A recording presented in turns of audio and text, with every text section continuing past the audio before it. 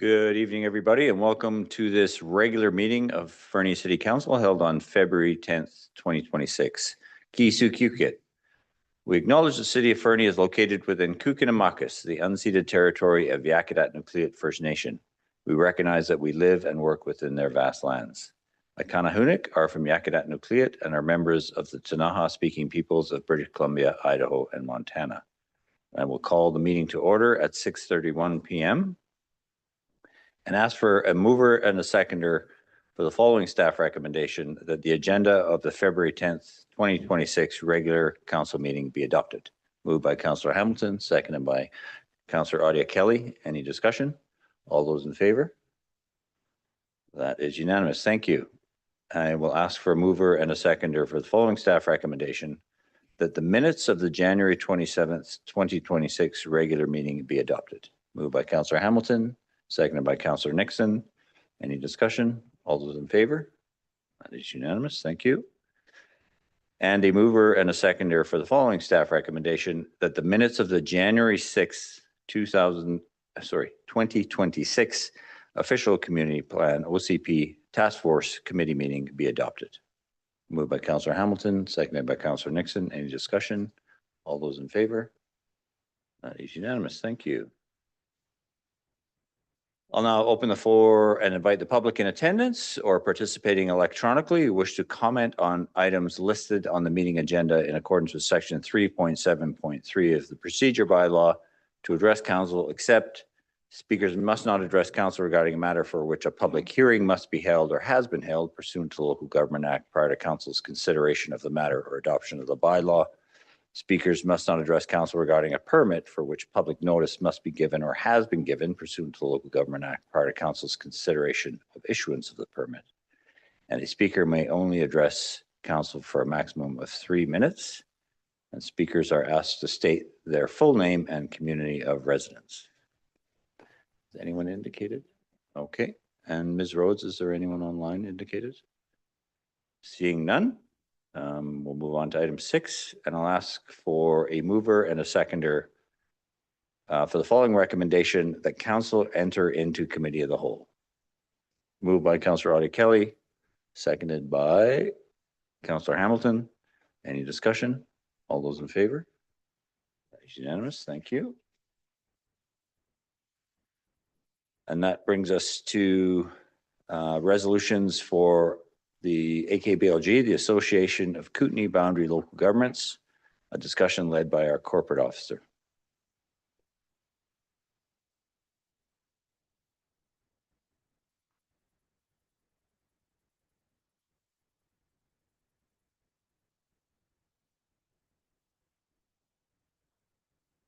Okay.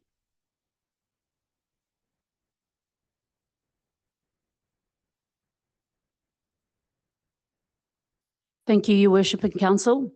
As a general overview, each year, local governments across Kootenay and Boundary Region bring forward resolutions through the Association of Kootenay and Boundary Local Governments, or AKBLG.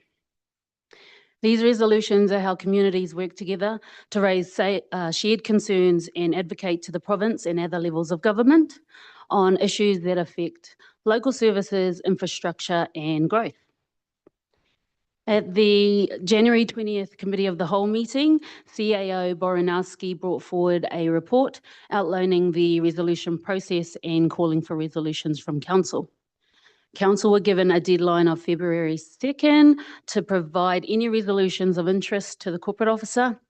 This report today is coming to Council because the deadline to submit resolutions for the 2026 AKBLG AGM is February 17th.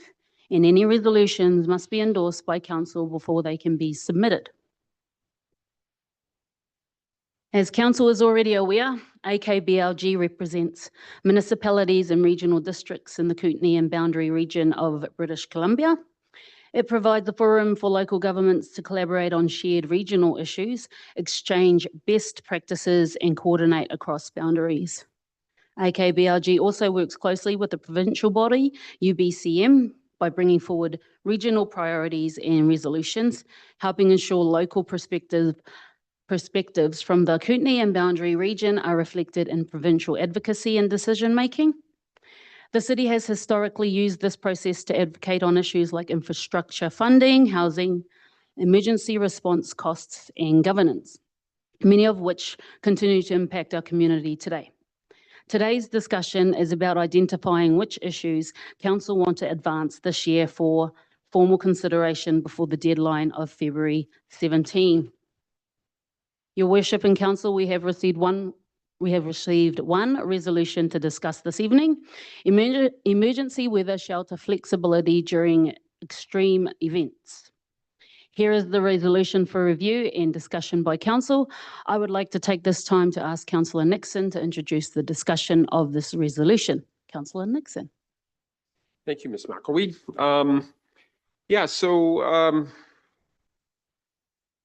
Like this whole thing, compassion and safety are not competing values. And the goal of this resolution is a response that is both humane and responsible. Doing nothing during extreme weather is neither safe nor acceptable. And I do recall our Association of Kootenay Boundary Local Government Convention in Radium, where the trail community scrambled to get a warming shelter open for their growing homeless population. Colleen Jones, who's the mayor of Trail, got quite emotional when it was left to her to determine the temperature to open the shelter at -17 or -18. Which an elected official, as an elected official, we are not experts in this. So I found this situation very unsettling. They were able to open it last year, I believe. And then you come to this year, fast forward to this winter, and I was listening to CBC a couple of weeks ago, and I heard that the shelter that they had set up for the homeless in the community was shut down by the fire inspector for the regional district of Kootenay Boundary. This is not a bad guy. He's just doing his job. But it prevented the homeless in the community from being able to sleep in the shelter that they had set up, leaving council at a loss of how to look after the most vulnerable in their community. So I thought about it a little bit, and I was like, life safety for sprinklers versus freezing to death life safety. And we have a growing homeless population in the Kootenays, and I think that this would be a good resolution to go forward. So what is this resolution about? It's extreme weather emergencies can prevent temporary overnight shelters from opening due to sprinkler requirements. This puts lives at risk. Do I believe that we're weakening safety? No, I think that safety remains central. Approved life safety plan, emergency action plan, supervision, occupancy limits, and fire service input, all of that stuff can be covered. Are we overriding codes? No, we're asking the province for a narrow emergency exemption framework and liability protection. Because right now, if they were to go in, the fire inspector would be liable. If there was a fire, the community, the council of the day, and the non-governmental organizations that run those shelters would be also in trouble. But I believe that with unanimous council approval, we could make this an exceptional, accountable. It wouldn't be routine, but that's all up to the province. I just want to get this to the floor of AKBLG and for some discussion. And one of our communities in our area seems to be embroiled in this, and it's it's disconcerting. We don't have a very large. We have no homeless right now in our community, but a couple of years ago we did set up a homeless shelter inside of this building. And we don't know what the future is going to hold for us. So the bottom line is doing nothing during extreme weather is the highest risk. This enables safe, compassionate, and emergency action. Thank you, Councillor Nixon. Questions, comments from council in response? Councillor Hamilton. Thank you, Your Worship. I know you mentioned community of Trail, and I'm curious if you've been in touch or received word back if they're willing to co-sponsor this or bringing a similar resolution. Yes, I emailed the mayor of Trail, and she was more than happy to. Not sure. I said I told her that we were going to be having this discussion tonight, and she was very happy with that. So I think they might be bringing a similar resolution. I did send it to them as well. So, but I'll email her tomorrow and ask her as well. Councillor Audie Kelly? Thanks, Your Worship. I like this motion, Councillor Nixon. We have to at some point make some choices. And I know our firefighters actually looked after the shelter when it was here. So folks would have been in very good, well-trained hands. And that could be something that could be looked at with this bill. Like, I think your idea of getting it forward in the bigger boundary group and letting people discuss how it might look, because one of the things that I was thinking of is this seems like Emergency Preparedness BC sort of is something they could take on in their mandate as well, right? Like, we certainly don't want anyone freezing to death. And although we are very lucky that we don't have a large homeless population in Fernie, we still do have folks that are unhoused or living in vehicles. And that's been okay this winter, but it most certainly isn't in many. Thank you. Councillor Ramirez? Thanks, Your Worship. Well-written, Councillor. I'll support this. Just curious, if has there been previous attempt at AKBLG or UBCM for a similar resolution? I don't believe so. I looked up emergency shelters in their resolution database, and I was unable. Right. Once we submit it to AKBLG, the many people that take care of the resolutions, the guy sitting next to you, he will be able to tell us if it's been Right. discussed before. But I don't believe it has. Again, sorry. Your No Worship. further? Yeah. Don't want to put you in a spot of bother here, but just what do you think is the likelihood of this passing and making its way all the way to UBCM? Like, if you were a betting man, like, what would you say is? Well, I mean, at UBCM, what happens if it goes to AKBLG and gets referred to the province, it could get put into a block. Yep. And that block would just get voted on and then submitted to the province. And then the province comes back to us with in the next 6 months or whatever, right? But, you know, we don't know what some of these resolutions, what kind of impact they have, right? I mean, we did have one a couple of years ago, and we got an immediate meeting with the Minister of Tourism. So, you know, it could come for next winter as well. We don't know. So the province is you know, sometimes people look at our organization as you know, slow moving, and but in the same side, we're being very transparent, and we have to follow the Local Government Act and Community Charter. The province has their own way of being transparent with voters as well. So, Thank you. Councillor Audie Kelly? Thanks, Your Worship. I would just like to say to Councillor Nixon, I really like this and I'm happy to support it. I think it was very thoughtful. And I also think that it is very much in line with our strategic plan to be kind.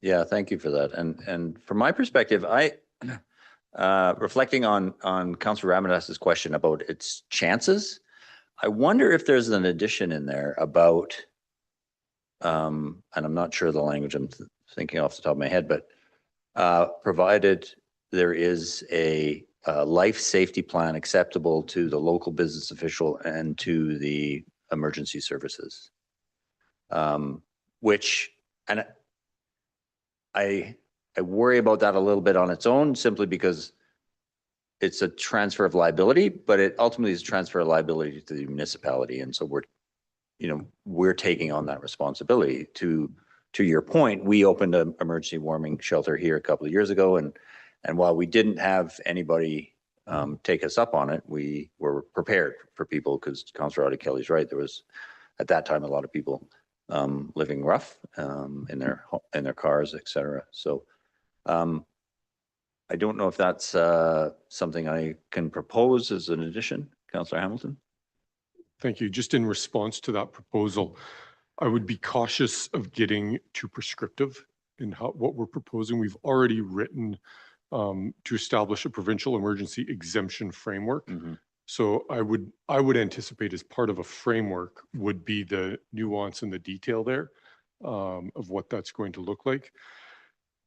I know the more detailed we get, the less support it might get because people start to nitpick the language, particularly Yeah. at BCM. No, I think that's fair. I also think people start to nitpick the language if it's not specific sometimes. So I'm willing to support it as is. But potentially we should be prepared to amend it on the fly at AKBLG if that's what the feedback is. So thank you for that, Councillor Nixon. So with that, I will ask a mover and a seconder and call a vote on the following resolution for consideration, and remembering we're in committee. The committee recommend to council to endorse the following resolution for consideration at AKBLG AGM as listed in the agenda. Moved by Councillor Hamilton, seconded by Councillor Audie Kelly. Any discussion? All those in favor? Awesome. With that, I'll ask, do you need some time to craft a resolution? This one's sufficient? I think so. yeah. Okay, perfect. Thank you. So with that, I'll ask for a mover and a seconder that council return to the regular council meeting. Moved by Councillor Audie Kelly, seconded by Councillor Hamilton. Any discussion? All those in favor? That is unanimous. Which brings us then to item number 7, items arising from the Committee of the Whole. And the following resolution for consideration. The council endorsed the resolution to be presented to the Association of Kootenay Boundary Local Governments, AKBLG, annual general meeting as recommended by Committee of the Whole. Moved by Councillor Audie Kelly, seconded by Councillor Hamilton. Any further discussion? All those in favor? That is unanimous. Thank you. Thank you, Councillor Nixon. Are you prepared to get up and defend it on the floor? Good man. Item 10.1, Council Procedure Bylaw, Amendment Bylaw number 2544, 2026, a report from our corporate officer.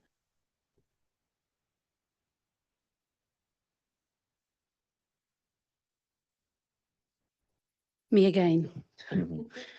Good evening, Mayor and Council. Staff are presenting proposed amendments to Council Procedure Bylaw number 2446 through Amendment Bylaw number 2544, 2026.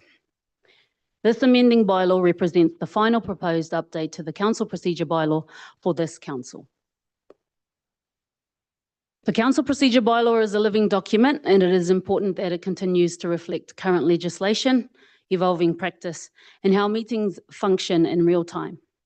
The intent here isn't to overhaul the bylaw, it is to clarify it, tighten it up, and make sure both council and the public have clear and consistent expectations. To provide some background into this report tonight, during the Committee of the Whole meeting on November 18, 2025, staff brought the Council Procedure Bylaw to the Committee of the Whole to seek direction on proposed amendments to the bylaw. During the regular meeting on November the 25th, some 7 days later, staff brought a report on the 2026 council meeting schedule to council. And during that discussion, more information and direction was provided from council. This amendment is coming forward as a direct result of the feedback council provided at those November meetings. Tonight, staff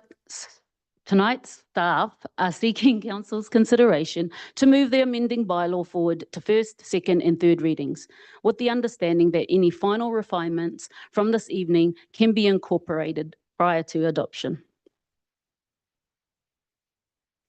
For clarity, staff have incorporated the proposed changes outlined in the Committee of the Whole staff report presented in November 2025. These changes are reflected in detail in the tracked version of the Council Procedure Bylaw included in the report package attached to this staff report. Tonight, staff are asking Council to consider the following key amendments, which focus on 3 main areas, all under the public participation period. First, the public participation period during an election year. Council expressed concern that the current 6-month suspension is longer than necessary and limits opportunities for public engagement before an election. In response, the proposed amendment reduces the suspension period from 6 months to 2 months prior to a general local government election or by-election, while continuing to allow council to shorten this period further by resolution, should it wish to do so. Second, council asked staff to consider whether speakers should be permitted during public participation period to address items from a previous meeting agenda. Rather than expanding the scope of the public participation period and potentially lengthening meetings further, the bylaw has been revised to clarify that the public may speak to any items on the current meeting agenda, including the meeting minutes attached to the current agenda.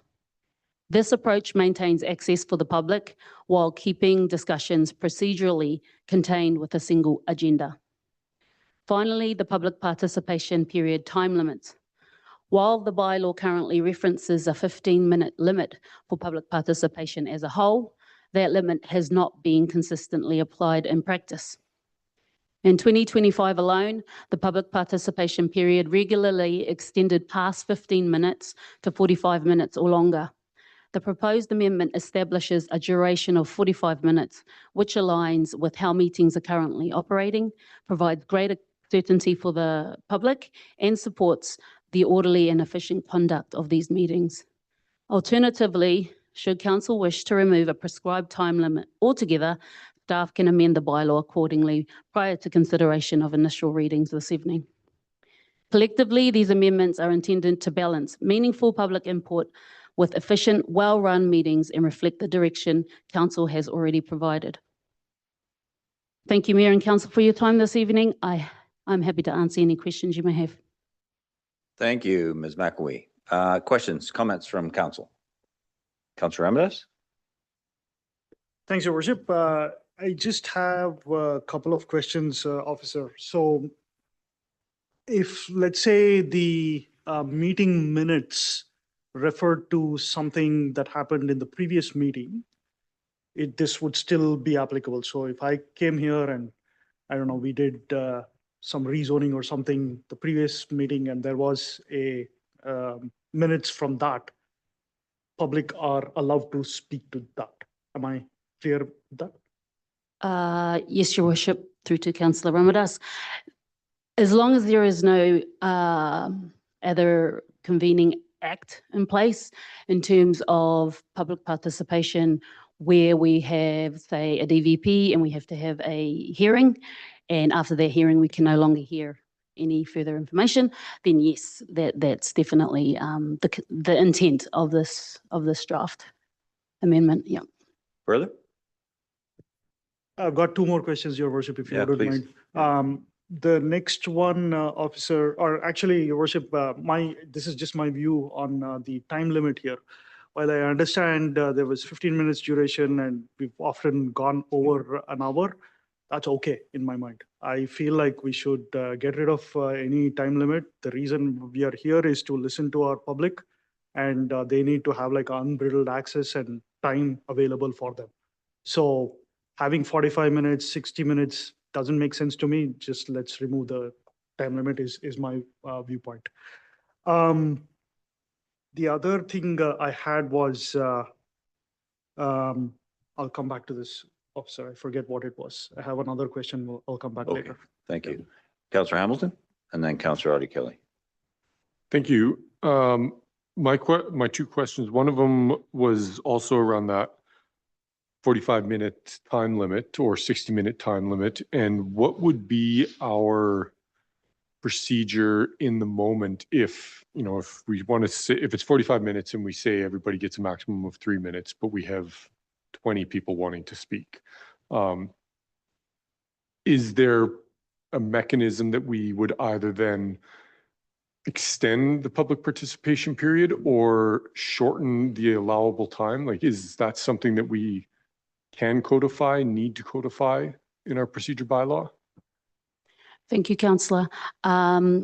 So when it comes to providing public input, it has to be fair for each and individual that stands up. So as long as it sticks to the 3 minutes, it should be pretty good to do that. However, you'll have to do it by resolution, basically. So we'll have to put a resolution on the table and vote to extend that time limit, which is why staff has given you the option of either getting rid of it or setting a time limit of 45 minutes is just the minimum. Yeah, no, fair. Further? And yes, please, if you don't mind. And my second question relates to the 2 month suspension of public participation. And I know previously it had 6 months and now we've moved it to 2 months. And I'm just curious what the thought process is in choosing 2 months. Was that just a completely arbitrary number or was there a bit of a rationale for it? If I may, Your Worship, through to Councillor Hamilton, in the current bylaw as it stands, it says 6 months with an option for 2 months. Staff went with 2 months. And if you take 2 months away from October the 17th, it's around August the 17th roughly. And that's when election starts getting a bit more, the workload becomes a bit more heavy for staff, especially the DCEO and the Chief Elections Officer.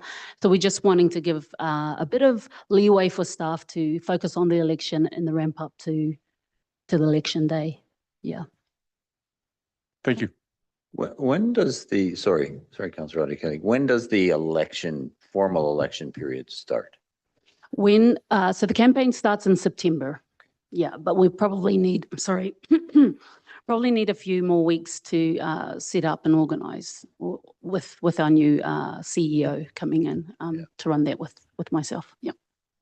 And CEO, you mean Chief Election Officer? Chief Election Thank you. Officer. Councillor Kelly. Some of my questions were asked by Councillor Hamilton, but I was just looking at our schedule for this coming fall. So if it was starting from August 17th, that would mean 5 meetings where the public couldn't speak. So I just wanted to clarify that as well. That was a concern. But I realize that the workload is increased for staff. So although 5 meetings seems like quite a few, it's much better than the 6 months. Thank you. Councillor Nixon. Thank you, Worship. I like the 2 months. I think that works out well. People can still email us. People can still contact staff. Just they can't come here and stand up. That's all. We So have Council Cafe as well. Yeah, we have. And are we going to suspend those? Would we suspend those? I don't think so. Yeah, No. I don't know. So, you know, I'm happy with 2 months. The previous meeting agendas, I'm kind of on the fence about this one because it's like, so if you speak about it at one meeting and then from the last meeting, most of our items are usually closed anyways, right? Like there's a lot of stuff that is finished. Like that's, bylaws or passing of bylaws. And it's like some communities have, they have public participation at the end, which was kind of, to me, I'm like, it's kind of done, right? The meeting is pretty well done. That's why you want to have public participation at the beginning. So, but I would be okay with if we decided to do that as a group. And then the time parameters, I'm just, the email and the phone. I'm just curious about if we have any data from how many times that we went over in the last year or so. I'm just curious about that, if we have any of that. Sorry to put you on the spot. No, that's fine. Thank you, Councillor. So I can only speak for the last 3 months, so the last quarter, I'd say, from October to December. We had about 15 meetings, and out of those 15 meetings, nine of them we went over for public participation period. Yeah, and it was around the 45 to 60 minute, 60-minute cutoff. Yeah. Yeah. Further? Yeah. I'm just also curious, you know, sometimes we have a lot of staff here. I'm just curious of what our average meeting, our hourly rate is. for a meeting if we have all of our staff here? Is it $1,000 an hour? Is it $2,000 an hour? So I'm just curious about that as well. I'm sorry to put you on the spot, Mr. Burdett. It depends on the meeting, but I'd say the average is about 1,000 an hour. I didn't prepare that answer, but No, fair just enough. kind of thinking of the normal people that are here.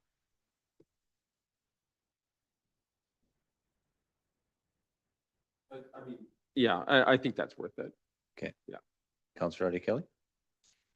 Yeah, I pondered that one too about the previous, because I wondered how, if it would be more frustrating for folks or not.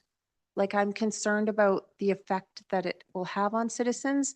Is it gonna be like super annoying for them to want to speak about something and it's already happened and it's a done deal, so to speak? I'm not sure. That was something that bothered me, and that's why I have always advocated to just open it up, period. Let them talk about whatever they want to talk about for 3 minutes. Councillor Avalos? Me too, Your Worship. I agree with Councillor Odia Kelly. Like, in an ideal world, if it was just up to me, like, I would take off this artificial restriction around agenda item to be there for citizens to participate. So I would take that away, but this is the second best option in my mind. And going back to some of the comments that Councillor Nixon made, yeah, I agree. Like, it's bylaw has been passed. It's after the fact. But from my experience in the last 3.5 years, I've seen many times where citizens have come back to me and saying, hey, have this issue. And I tell them, oh, that happened in the last regular council meeting. And they're like, oh, can I still come and speak to it? So it has happened more often than not. So all said and done, I'm okay to have, after the fact, citizens coming to the podium here. Yeah, please. One last question, Your Worship, and then I'll shut up. I'll Hmm. promise. I was just wondering, and this has always been my struggle with many of these bylaws, like, why are we doing all the 3 readings in one sitting here? If I may, Your Worship. So we do have legislation backing to do it, and our council procedure does provide for us to do first, second, and third readings of any of our bylaws. With this specific bylaw, we've brought it to the Committee of the Whole. We've done our discussion. We've also discussed it during the council meeting schedule in November. So staff feel that it was about ready to kind of pull the trigger on a third reading. And if we needed to, there is the option to go first and second reading and bring it back for further amendment if council wishes to do that.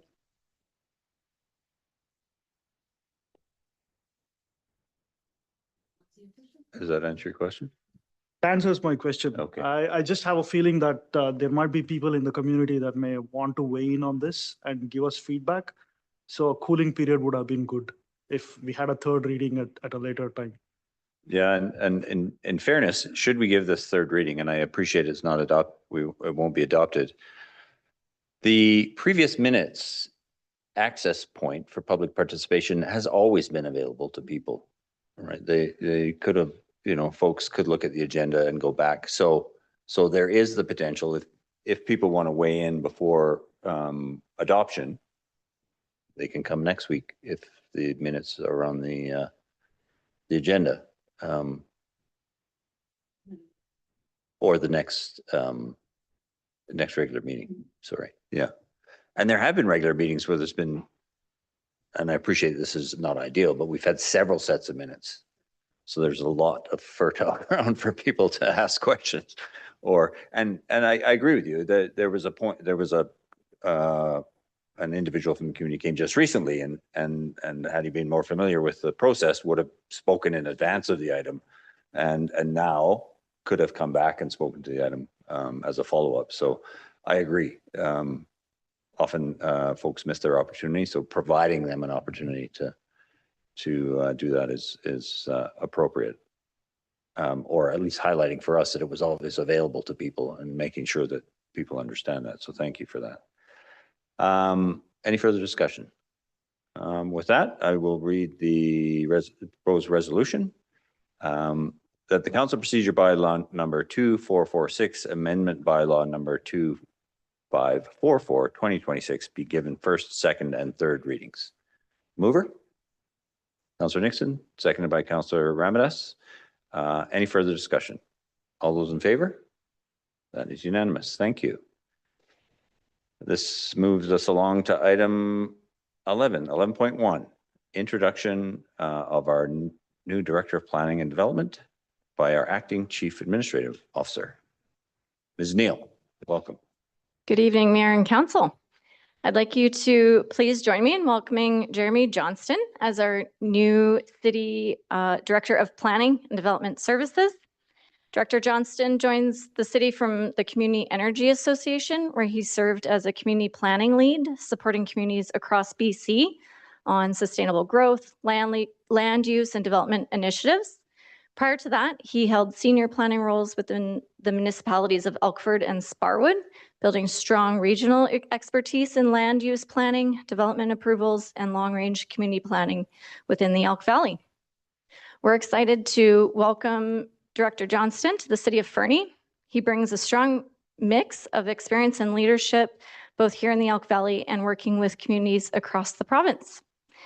Director Johnston has a proven track record of collaborative leadership, and we're looking forward to bringing his broader perspectives to practical, locally grounded planning and the services we provide to the community in support of high-quality development. With that, I'm pleased to welcome him and invite him to say a few words. Welcome, Director Johnston.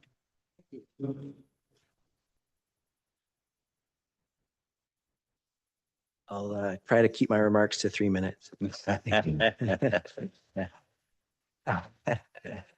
I'm happy to be here. I'll share that a little over 10 years ago when I moved to Fernie, I met with the now retired Director of Planning, Mr. Lennox, in his office, and he welcomed me just as a young planner moving to the Valley. And so I'm very grateful for the opportunity to, follow in his footsteps and build on the service provided by the city under the direction of administration and council. So I really appreciate the opportunity.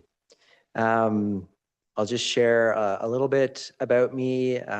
Director Neal provided the background from the release there. I started my career in the private sector for a few years, serving developers in Ontario, as well as working for local governments doing land use planning, long-range planning, and those types of things before moving into the public sector recently in the Elk Valley, and then into the nonprofit consulting sector most recently before this role. So I bring these perspectives to my work as a planner, and I do believe it will benefit this department and meeting the vision of council for service delivery. My week so far has been a bit of a whirlwind, getting to know staff, procedures and policies, and the somewhat lengthy permitting queue. But what I've realized very quickly is just how strong the team is and how strong of a foundation we have to build on and to meet some of these goals that council has, and serve the community for any well in this department. So I'm really excited. I'm looking forward to working with the team and getting to know everyone. So thanks for having me. Welcome, Mr. Johnson. Anybody from council have a difficult question for him? Councillor Audie Kelly. No difficult questions. I've gotten to know you a little bit through the OCP process, and welcome. I'm really excited. It's a new era. So I'm wishing you well and looking forward to all of the great things that you'll do. Councillor Ramadas. Welcome, Director. I'm just going to ask you for a 90-day plan here. I'm just kidding. No, this again, really appreciate the introduction here, and there's lots of challenging assignments coming up in the next couple of months, and I'm looking forward to your contribution. Thank you. Well, and yeah, welcome aboard and great to have you and congratulations on your persistence. You know, you worked in Sparwood, then Elkford, and now you're back home in Fernie and in the director role. So yeah, exciting times for all of us. So thank you for joining the team. Thanks again. Staying with planning and Mr. Johnson specifically, ongoing report from our acting CAO. Good evening. Tonight, I'm here for the approving officer appointment of Director Johnston. Approving officers are statutory decision makers at the municipal and provincial level who ensure that proposed subdivision applications comply with relevant legislation and local bylaws. The approving officer position holds delegated responsibility from the provincial government to enact provincial legislation under the Land Title Act and the Strata Property Act, as well as municipal legislation, including the city's subdivision and development servicing bylaw. Director Johnston does have the certification through the Local Government Management Association of the School of Statutory Approving Officers, as well as appointing our new director as an approving officer will ensure continued uninterrupted service delivery and preserve institutional knowledge and sustain the city's commitments to subdivision approvals under the Land Titles Act. Director Johnston has previous experience as an approving officer through the District of Elkford during his tenure as the Director of Planning and Development Services there. We do require a designation of an approving officer must be made through council resolution, which is why I'm here before you tonight. And further, the responsibilities of this role are also reflected in the terms of the employment contract. Happy to answer any questions if you have them. Thank- If not, I'm before you with the options as in the report. Thank you, Ms. Neal. Questions from council? Councillor Hamilton. Thank you. I did have one quick question around the designation. Does it have to go to an individual or does it go to a job title, job description? So the approving officer, this was included in the specific employment contract for this role. We, as the city, though, do have 3 who, through training and having more of a succession plan, we also have our manager of planning who took the course and then also has been appointed as an approving officer, as well as our now director of engineering and public works. So it attaches to the individual, not the role, because if the individual didn't have the training, Yeah, they couldn't be correct. certified. Thank you. Thank you. Any other questions? With that, I will read the recommendation that council appoint the Director of Planning and Development Services, Jeremy Johnston, as the approving officer for the corporation of, as an approving officer for the corporation of the city of Fernie. Moved by Councillor Hamilton, seconded by Councillor Audia Kelly. Any further discussion? All those in favor? That is unanimous. Thank you. He will rue the day. Kidding. Now with another hat on, Ms. Neal will present as the Acting Director of Corporate Services, the Twin Meadows Animal Rescue Society Partnering Agreement. Thank you. Just one moment, please.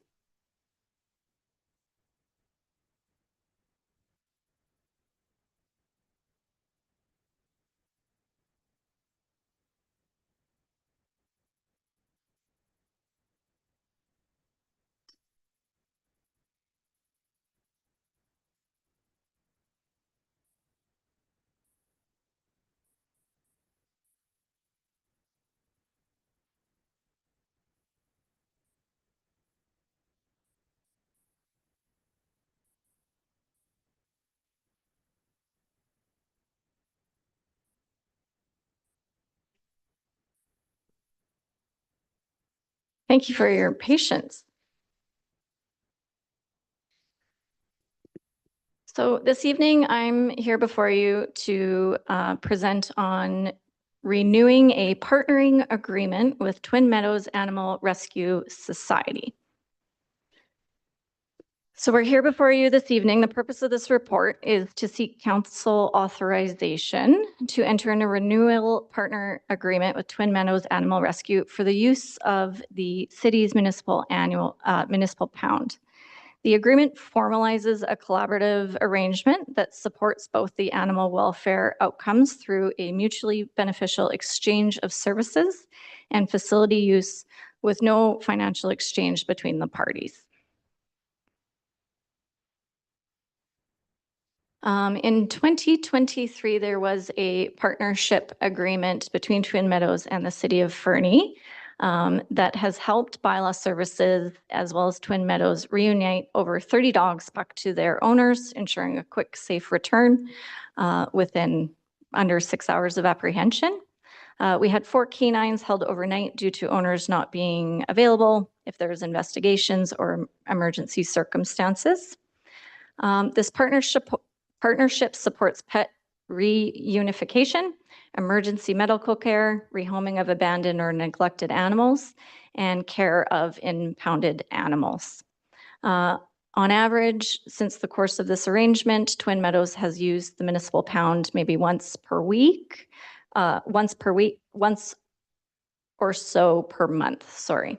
Primarily, it's in urgent care situations if there's like a motor vehicle accident involving an animal, medical emergencies, or after-hour cases when foster placement isn't available quickly. Sorry, when you say motor vehicle accident, that is somebody has potentially had a motor vehicle accident with a pet in the vehicle. The people can no longer care for the animal until they receive medical attention, and or an animal's been struck by a vehicle. And it goes to our pound versus to the vet? Depending what time of day and, Okay. The possibility of locating the owners. Okay, thank you. You're welcome. So this agreement enables a collaborative approach to animal care that supports both the operational efficiency as well as the animal welfare outcomes. It is a cost-neutral service delivery where in exchange, there's facility access to Twin Meadows as needed, and it also helps operationally reduce after-hour call-outs and overtime when the bylaw officers are unavailable to take that overtime. It also provides improved care for the animals with regular feedings, letting them out, having them move between indoor and outdoor runs as required, as well as improve like general monitoring and care consistent with the animal humane standards. Just a fun statistic is Twin Meadows Animal Rescue Society since 2022 has rescued over 380 animals, with approximately 50 of them having been in the Fernie area. So just key highlights from the agreement is the city does retain full authority over any impounded animals. There's no releases of animals without written authorization and direction from the bylaw officers. This is aligned with the community charter as well as our animal responsibility bylaw, and it helps support council's strategic priorities of responsible service delivery, community partnerships, health, safety, and well-being, and effective use of city facilities.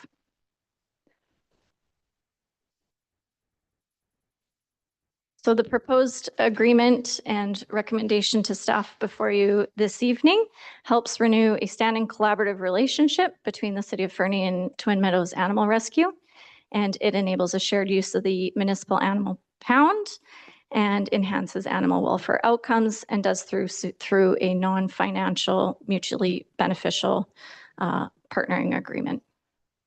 And with that, I am happy to answer any questions you may have. Thank you, Ms. Neal. Questions from council?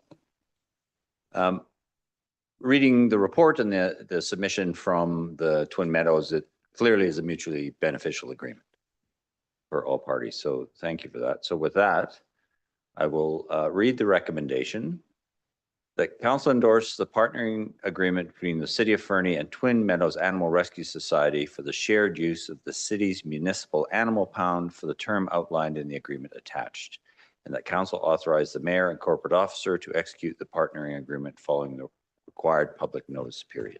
Moved by Councillor Audie Kelly, seconded by Councillor Hamilton. Any further discussion? All those in favor? That is unanimous. Thank you. Thank you. Thank you, Director Neal.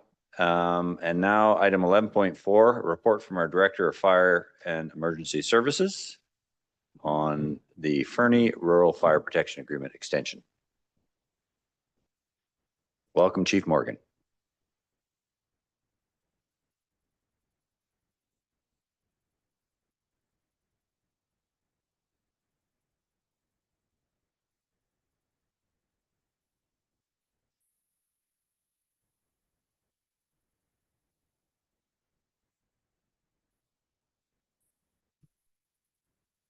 Good evening, Mayor and Council. I'm before you tonight to request a temporary extension to the Fernie Rural Fire Protection Agreement.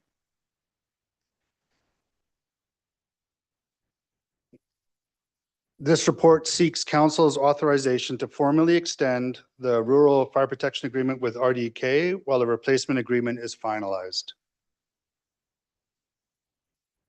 As Council is aware, the City of Fernie provides rural fire protection and rescue services to the neighboring areas, namely Anderson Road, Kato Road, Ski Hill neighborhoods, and a Highway 3 corridor to the west by way of a formal agreement. In return, the city receives compensation by operating and capital costs. Our last agreement was executed in 2020. And expired December 31st of 25. Throughout 25, staff at the city and RDK have been involved in discussions regarding clarifying terms and better determining equitable contributions to both operating and capital costs for the service. As the year came to a close, senior staff agreed that while negotiations were not complete to the point where a new agreement could be presented to the board and council, a 6-month extension would be sufficient to complete all that work.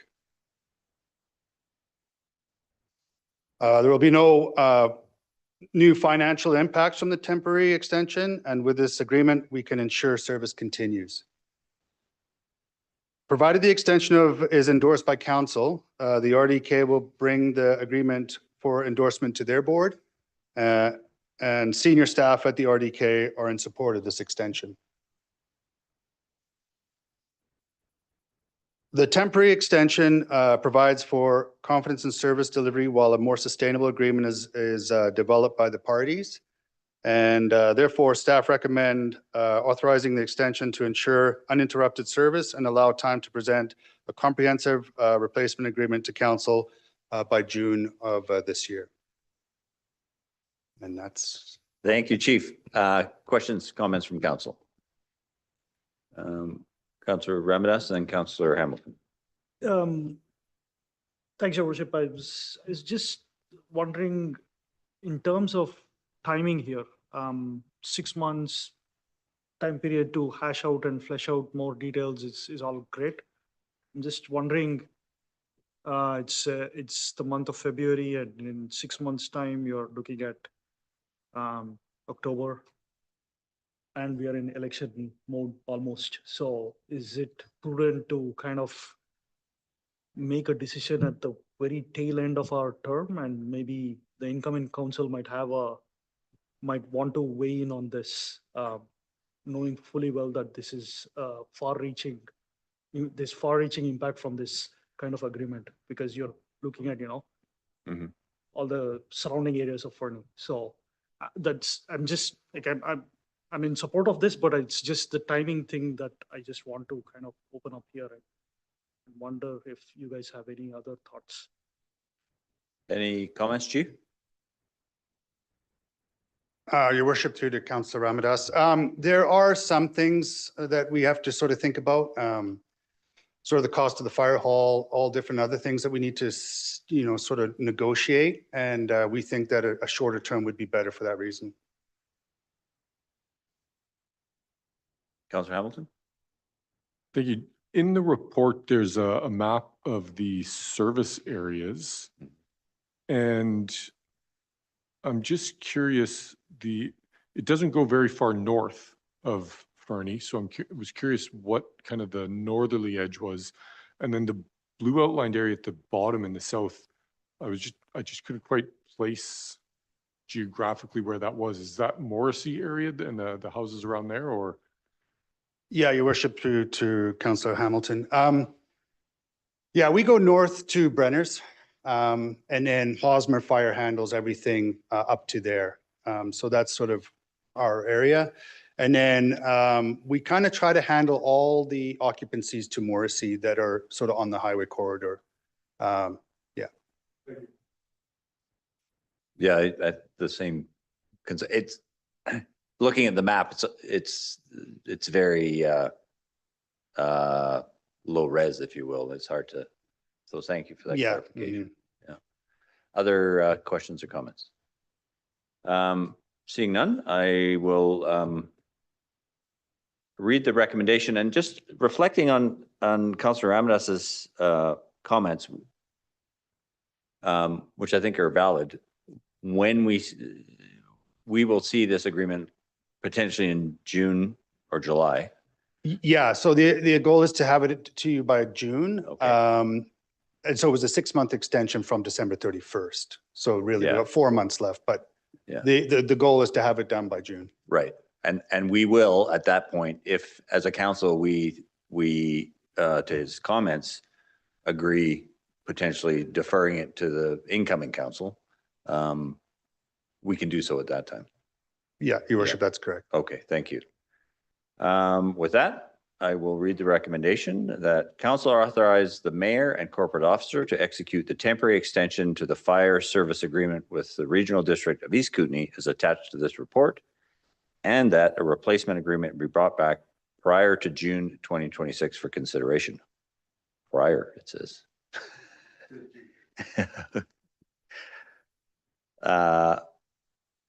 All those in favor? Oh, no, sorry. We need a mover and a seconder. Sorry, moved by Councillor Hamilton, seconded by Councillor Ramadas. Thank you. My own smart mouth got me in trouble. Any further discussion? Councillor Nixon? Thank you, Worship. Let's say we don't come to an agreement. What happens then? I mean, do they have to establish their own fire service for the surrounding areas? And Well, How if much do you you as a think that would council decide not to do the service agreement, they would have to figure out a way to protect their community up there, yeah, and in the area. Correct. thank you. All those in favor? That is unanimous. Thank you, Chief. Item 14, correspondence, and 14.1, the letter of support for single track 3. You recall we received a request for a letter of support, and at the discussion at this table, we wanted to ensure that the community groups most directly affected, specifically the Fernie Trail Alliance, were on board, and we're working hand in glove with the proponent, and we have since determined that. So we it fell to me to draft the response. So this is the draft letter. Any questions or further comments? Oh, thank you. Well, actually, I have to thank our corporate officer for tightening it up for me, but so with that, I will read the following resolution: that council support the Fernie Single Track 3 event scheduled in June 2026, and the council direct the mayor to send the attached letter of support on behalf of the city of Fernie. Moved by Councillor Hamilton, seconded by Councillor Alia Kelly. Any further discussion? All those in favor? That is unanimous. Thank you. And then item 14.2, we received the special occasion flag request to fly the Francophone flag for the month of March 2026. The flag policy is, of course, attached, and we did fly, just for context, the Francophone flag at a little bit of a later date last year because, and I'm loath to admit it, the letter sat on my desk for an extended period of time before I brought it forward. I take full responsibility of that. So they have asked again, and any questions or comments? Councillor Hamilton? J'allais juste dire que je suis en faveur. Oh, go off. So the resolution is that council approve the request to fly the Francophone flag at City Hall for the month of March 2026 as outlined in the City of Fernie Flag Policy, CP 2024-004. Moved by Councillor Hamilton, seconded by Councillor Nixon. All those in favor? That is unanimous. Thank you. With that, we move on to reports from council members, and I will start with Councillor Ramirez, if you don't mind. Not at all, Your Worship, but I have nothing to report. Okay. Thank you. Thank you. Councillor Hamilton? I do have nothing to report this week. Thank you. Councillor Nixon? Thank you, Worship. First off, I don't really have much, but I did attend an event up at the Emily Bryden, for the Emily Bryden Youth Foundation, up at the ski hill on Friday. It's quite impressive. They've given over $1 million to over 1,000 youth in the 20 years that they've been established, and it was a nice event. So that's about it. Excellent. Thank you. Yeah, good work for them in terms of supporting youth in our community. Councillor Adi Kelly? Thanks, Your Worship. Yeah, Emily Brown, when I was president of minor hockey, I can't say enough good things about them. They are just phenomenal. A few things. Just wanted to give a shout out to Ponies and Planks. It's coming up. That it benefits children, that's always a good thing. I am really excited about upcoming discussions for budget and staff's initiative to bring budget to where the people are. So thank you to staff for that. And also want to give our communications department a plug for migrating our Let's Talk to the new platform, which will include budget tools that you will be able to play with and see where you would put the municipal dollars. And I highly recommend folks do that.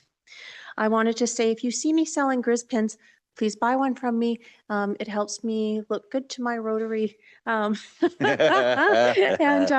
that would be nice. I'm really looking forward to the upcoming business banter that's coming up. And my first board meeting with the chamber will be this week, and I will report to everybody on that. And I wanted to say that I am so super excited that we have people at the Olympics with connections to Fernie. Like, how cool is that? Councillor Nixon introduced us to a gentleman who will be competing, we think, next 19th, Dylan, and like, we're in your corner. And I saw the granddaughter of Mrs. Magic skate yesterday in her beautiful British flag dress. So that was so exciting. And we've got so many youth doing such amazing things, like the Nordic youth, like, it's just incredible. So kudos to all of the athletes, but also kudos to all of their coaches and parents, right? Like, that's pretty amazing. So I wanted to say I'm excited about all those things. The Ghost Riders are still going strong. So yeah, it's been not a snowy winter, but it's actually been an exciting one. So thanks, Your Worship. Yeah, thank you for that, Councillor, and kudos to those organizations too, the Fernie Nordic Society, the Fernie Freestyle, the people that support those kids to get them to that level. And I did want to ask, and I will get to you, Councillor Parmar, the Ponies and Planks, how is the snow situation for their event? Do we know? I understand that they were able to sort of try and stockpile some. I okay. read that, I haven't talked personally to Simone, but I did read that they are a go. Good. So Rotary will be there selling Grizz pins. Just thought I'd mention that again. And it is such a good, like, they do such a good thing. And also, besides, we want to show Banff that we can Skidjor too. Thank you. Youth Councillor Parmar. Thank you. I don't have a lot to report on myself, but I just wanted to bring attention to something that Fernie Secondary School is doing. So for International Women's Day, FSS is running a clothing drive, and we're looking for clothing donations from like people all throughout the community, like children's clothes, women's clothes, men's clothes, all that kind of stuff. And if anyone has any donations of lightly used clothing, they can drop them off at the office. Sorry, the office at the high school? Yes, the Thank office you. at Fernie Secondary School. And on March 9th, with all of those clothing donations, we're going to be hosting a pop-up thrift shop. And anyone is welcome to come and look at all the clothes that are there, and all of the money that is raised at that will be donated to the Fernie Women's Resource Center. Excellent. So yeah. Thank you so much. For me, a number of us attended the Fording River Extension Open House here in Fernie, January 29th. Very, very informative. I was grateful to those folks putting that together and the folks from the Environmental Assessment Office that were there for the clarifying questions. Speaking of organizations who do a lot in the community, I had a meeting with the board of the Columbia Basin Alliance for Literacy, their Fernie office, last Monday on February 2nd. And it's amazing the things those folks are doing in the community, and they do it very much under the radar. And from Food with Friends that they do at the food bank on Mondays to welcome folks to the community and to help out folks that need a meal. And it's a great place. If you're ever invited to go as a guest, it's a great place to just sit and chat with people. I had great conversations about municipal issues and just fantastic. And related, they also hosted a East Kootenay Zonal Immigration Partnership meeting yesterday at the Chamber of Commerce to talk about ways they have, the CBOL is administering a federal grant to help integrate newcomers to our region. And you know, I think we all are aware that many of our local businesses employ new Canadians, and they do great work, settlement work. And so that's, it was a great conversation with a bunch of community partners yesterday. And reflecting on Chief Morgan's presentation and report, it is RDEK full budget day tomorrow. So I'll be able to report back whether they've in fact included the money that they're committing to in that budget document. And RDK budget day tomorrow, committee on Thursday, and board on Friday. And so that will keep me busy for the balance of the week. So unless there is anything else, I will call the meeting adjourned at